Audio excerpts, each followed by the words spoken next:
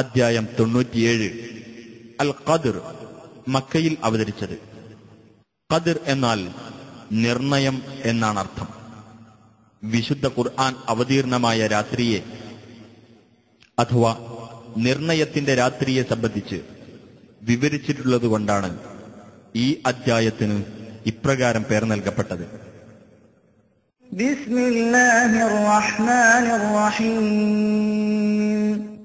ഇന്നാ അൻസൽനാഹു ഫീ ലൈലത്തിൽ ഖദ്ർ. തീർച്ചയായും നാം ഈ ഖുർആനിനെ നിർണയത്തിന്റെ രാത്രിയിൽ അവതരിപ്പിച്ചിരിക്കുന്നു. വമാ അദ്റാക മാ ലൈലത്തുൽ ഖദ്ർ. നിർണയത്തിന്റെ രാത്രി എന്നാൽ എന്താണെന്ന് നിനക്കറിയുമോ?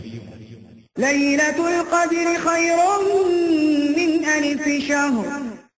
നിർണയത്തിന്റെ രാത്രി 1000 മാസത്തേക്കാൾ ഉത്തമമാകുന്നു. തനസ്സലുൽ മലായികതു വറൂഹു ഫീഹാ ബിഇദ്നി റബ്ബിഹിം മിൻ കുല്ലി അംർ. മലക്കുകളും ആത്മാവും അവരുടെ രക്ഷിതാവിന്റെ എല്ലാ കാര്യത്തെ സംബന്ധിച്ചുമുള്ള ഉത്തരവുമായി ആ രാത്രിയിൽ ഇറങ്ങിവരുന്നു. സലാമുൻ ഹിയ ഹത്താ മത്ലഇൽ ഫജ്ർ. പ്രഭാതോദയം വരെ അത് സമാധാനമത്രേ.